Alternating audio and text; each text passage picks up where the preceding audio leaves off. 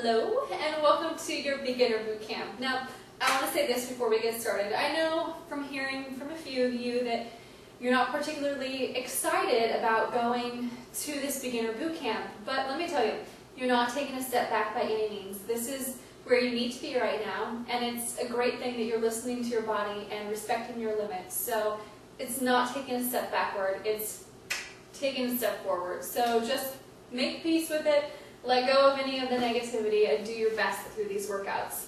So for today, we're still going to follow the T3 method that the Bikini Bootcamp is following, but we're going to do ours with a little bit of modification. So what you'll need for today is a chair, okay? And that's it. We are making it a priority to get into the habit of doing something every single day.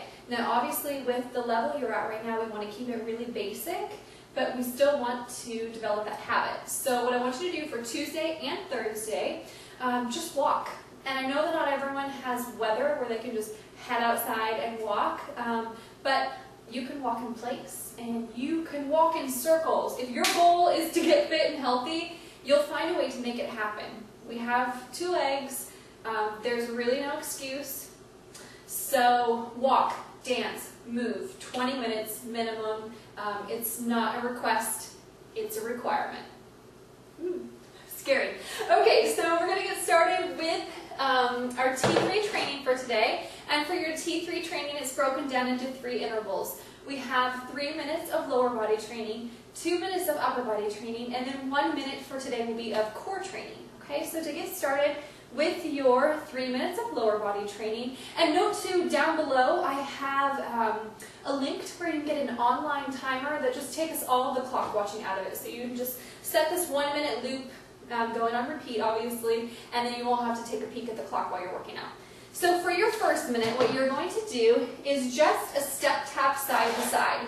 So we are just step tapping side to side. You can do whatever you want with your arms. You can go out to the side. You can reach up overhead. The key is to just keep moving the whole entire time. If you get a little winded, bring the hands back down to the hips. If you're a little bit more advanced, you can drop a little bit lower into the legs as well. Okay, so you have 1 minute there.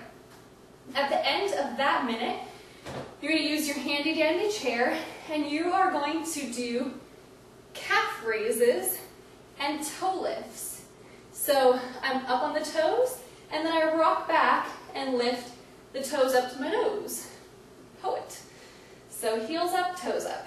Heels up, toes up. We're working the calf muscles here, obviously, but we're also working in the front part of the leg, what's called the anterior tibialis.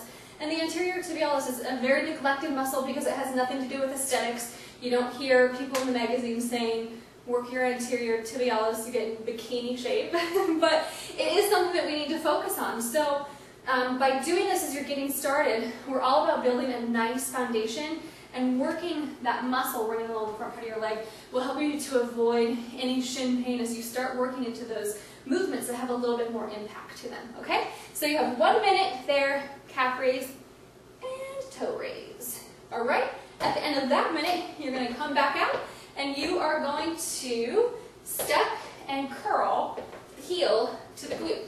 I want you again to work those arms, do something with them so that you get that heart rate going. Okay, so just curling that heel to the glute. So let's review. For 3 minutes of your lower body training, you have a step tap, and I want you to go at a nice pace, do something with your arms, 1 minute. For 1 minute, you're coming up in a calf raise and a toe lift. And then your final is just a hamstring curl, kicking the heel up to the booty.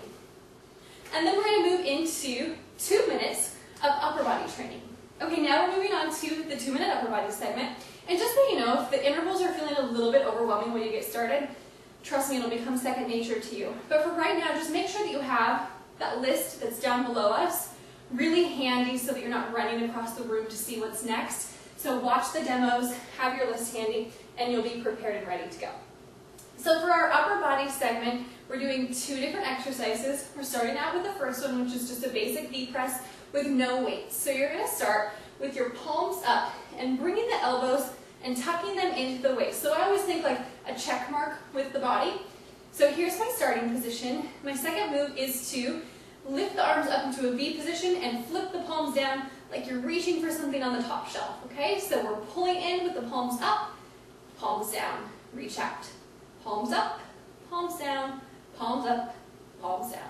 So you have 1 minute going back and forth here, okay? Seems easy, but I tell you 30 minutes, God help us, 30 seconds in, you'll be tired, okay? So for your second minute of upper body training, you're going to do something similar, but we're going to work the chest and the back a little bit differently. So you're going to start with your arms in front with your palms up, and all you're going to do is make that V position again with the palms down. So this time I want you to think right here, squeezing the chest, and then opening up, and just like you have a pencil in between the shoulder blades, I want you to pinch it as you open into the back. So squeeze the chest and the back. 1 minute here. You can go nice and slow. You might find that you need to shake it out a little bit or relax the arms. That's okay, just go your own pace. And then for the final minute, we are going to go down onto the floor and do a basic crunch. So if your chair is in your way, like mine is, move your chair, and then let's make our way down to the floor carefully. Now you might use the chair to get yourself down onto the floor. Be very careful as you get down. And we are going to, do you like how I said that and then I just kind of fall onto the floor? Okay, so we're going to go down into our basic crunch. Let's talk about the mechanics of this exercise before we actually get going. My knees are bent, my feet are flat on the floor. My hips and my lower back are pressing into the ground.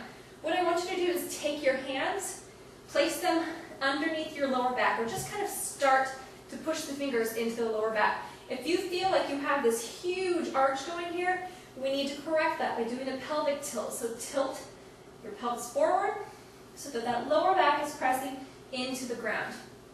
Hands are going to come behind the head, and take one fist and put it underneath the chin. Okay, this is the distance that you need to keep while you're doing your crunches. So we never want to see pulling on the neck. We want to see a nice open chin for all exercises. And another good thing to do is just find a focal point up on the ceiling. So hands come behind the head. On your exhale, you're going to lift the shoulders and head off the ground, and then inhale, release back down. Exhale, come up, and inhale back down. So let's go through and review, and then I'll release you to do your workout on your own. So for your lower body, you're doing 1 minute of step tap side to side. Okay? For the minute after that, you're going to do that calf raise with the feet just about hip width apart, and then rock it back into a toe raise. Now you notice I'm not like sticking my butt out. Okay? Stay nice and tucked under. That was cute, wasn't it? If nothing else, this will provide entertainment for you on some days, I'm sure. So after that minute, what you're going to do is your hamstring curl. So step and curl it up. Kick that heel to the glutes. Okay? For your upper body segment, we started out with 1 minute of that V press, palms up, palms down, followed by an exercise for the chest and back. So palms up here, and then really squeezing the shoulder blades together and coming around to the back. And then for our final minute, we carefully come down to the floor and work into that basic crunch. Now, I don't want you to think, even though we want to do these intervals back to back, especially for this last one, getting down to the floor, that you need to rush and be panicked about starting your interval on time. Don't worry about it, okay? Better to be slow and steady and careful getting down to the floor than to go too fast and hurt yourself and not be able to do the workouts. So after you do the 3, 2, 1 segment, what I want you guys to do is rest for maybe 2 to 3 minutes. But I don't want you to sit down, okay? You'll already be on the floor. Don't get in the habit of just laying down during your rest. I need you up and I need you active and I need you walking around. At the end of your 2-minute rest, what you're going to do, 2 to 3 minutes, is repeat the workout again. So starting from the top and working that lower body, upper body, and core segment again.